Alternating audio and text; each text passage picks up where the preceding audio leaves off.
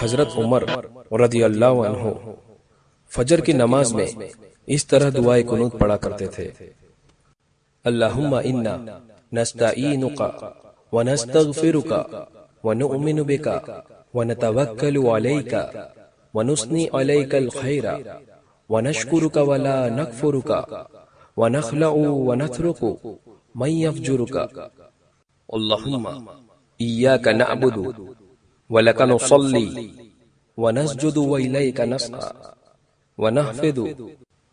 ونرجو رحمتک ونخشى عذابک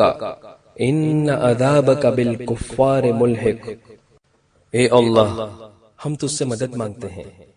اور تجھ سے معافی مانگتے ہیں اور تجھ پر ایمان رکھتے ہیں اور تجھی پر بھروسہ کرتے ہیں اور تیری بہت اچھی تعریف کرتے ہیں اور تیرا شکر کرتے ہیں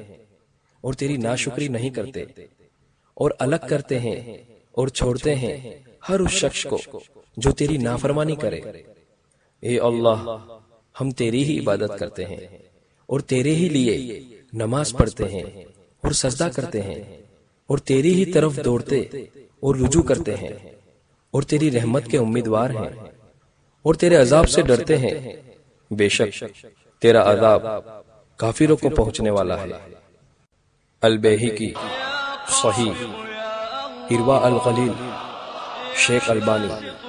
صحیح، امام الطبری صحیح۔